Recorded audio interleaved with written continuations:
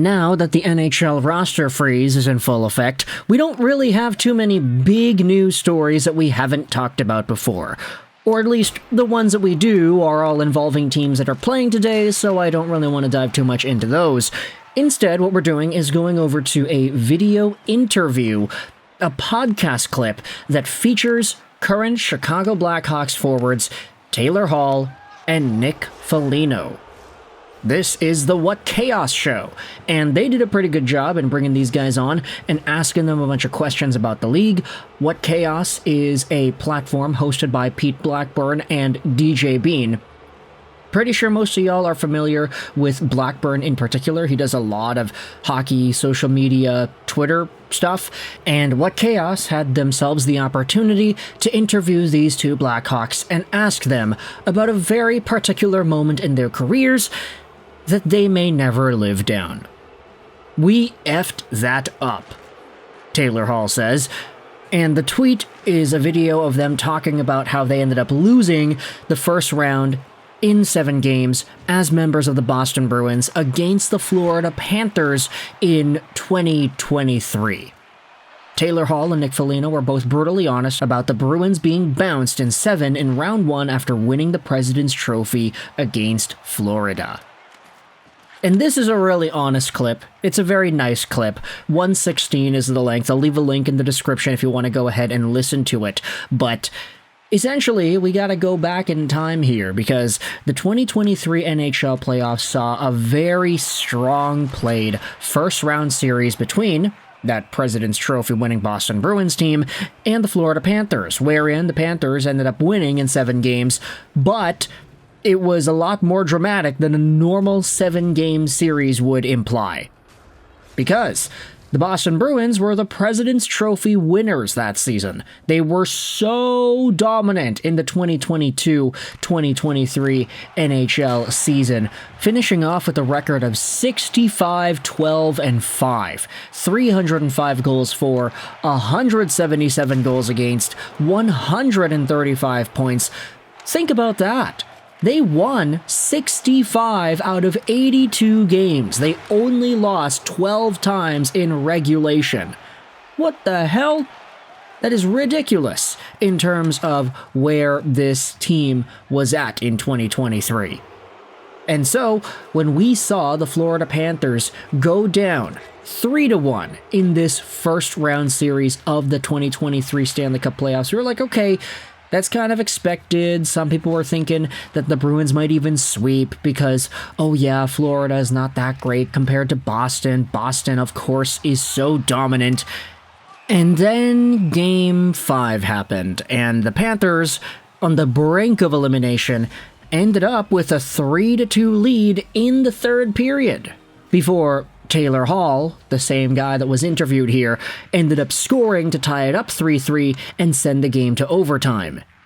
Then, you had yourselves Matthew Tkachuk, who went out there and scored 6 minutes into the overtime frame, keeping the Panthers alive. Crazy hard selly. Sergei Bobrovsky made 44 saves. Linus Ullmark made 21.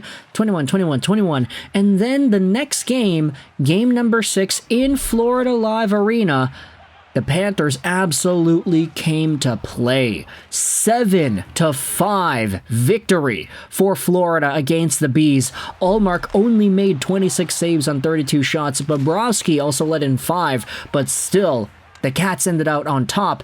And then in game number 7, again, in overtime, this time it was Carter Verhaeghe who ends up taking the game's dub, and it's not Linus Ullmark in net, it is Jeremy Swayman. It was a pretty big controversial decision throughout this 2023 first round series. Okay, yeah, they're playing Ullmark too much. Ullmark's gotta go. It's gotta be Swayman. Swayman inspires hope. Ullmark doesn't, and the Boston Bruins made that change too late. They ended up losing. It was a 3-1 reverse sweep, and the Boston Bruins, after having all these expectations placed upon them, are forced to live that down. What was it? I think they were the best regular season record out of any team ever? Something like that? In terms of total wins and points? Yeah, they were ridiculous, and they choked away this entire defeat at the hands of the Florida Panthers. And now, You've got Tyler Bertuzzi in Chicago. You've got Nick Foligno in Chicago. You've got Taylor Hall in Chicago. You've got a few guys from that Boston team that are on the Blackhawks right now. And in the podcast clip, they even say, yeah, like, we have some of those guys here on our team. We just kind of took a moment to acknowledge, yeah, we had something there. That Boston Bruins 22-23 team was special, and we screwed it up. We totally messed that up, and it sucks. Let's go over onto the Our Hockey subreddit and read some of the comments made by Our Hockey users. I love how they just own it. I wasn't expecting much out of that series from the Panthers at the start, but they never quit and they proved they were playoff performers. The margins really are incredibly thin. I mean, the Panthers were the hottest team in the league heading into the playoffs, and they won the President's Trophy the year prior. Let's not act like they stood a snowball's chance in hell. They were the exact team that would put that historic Bruins season to bed, given how they matched up against the Bruins in their regular season games. They were the only team to beat the Bruins twice, and of course, they drew them in round number 1. This was the best thing to happen to the Panthers franchise. They never looked back. It was the most brutal playoff loss that we had seen in recent memory. Even the 2019 Lightning sweep versus Columbus was better. The Lightning were never in that series, whereas the Bruins managed to drag out their loss by blowing a 3-1 lead in 3 of the most excruciating losses possible. The crap cherry on top was that the Panthers retired not just 1, but 2 of the Bruins franchise cornerstones. I'd never live that down if I were a Bruins fan. And of course, they're talking about Patrice Bergeron and David Krejci. Both of those guys ended up leaving the organization and just kind of peacing out after that season. That was the year that David Krejci had returned to Boston after playing some time back in Europe, and he was still pretty good.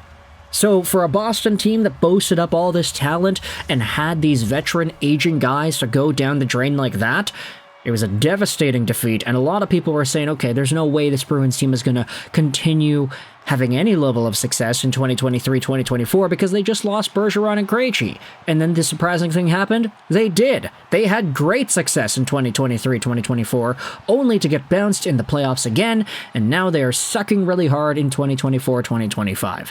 Things really changed for the worse for the Boston Bruins, and now you're thinking about the turning point, the canon event where everything changed for this organization. Honestly, it does feel like that Florida Panthers 3-1 choke was it. And the funny part is there are some caveats that are being tossed out there too, like this comment from Vetrano. If Patrice Bergeron doesn't get hurt in the last game of the season against the Habs, they probably would have won it. He was far from 100% when he had returned. Maybe, but also once Bergeron came back, Boston didn't win another game. Should not have rushed him back too. So at the end of the day, there are pros and cons, the ways that these series were played and how players performed. Good on Nick Foligno and Taylor Hall, though, for speaking out about it on the podcast, saying, yeah, we totally screwed that up, and they didn't use the word screw. So I'll leave a link in the description once again to the podcast clip if you want to go out there and listen to it. But thank you for taking some time to do a little bit of a blast to the past of 1 year ago, almost 2 years ago, in one of the most brutal playoff losses we have ever seen. Thoughts in the comment section below about the Bruins and the Panthers that year. I hope you enjoyed this video. And bye.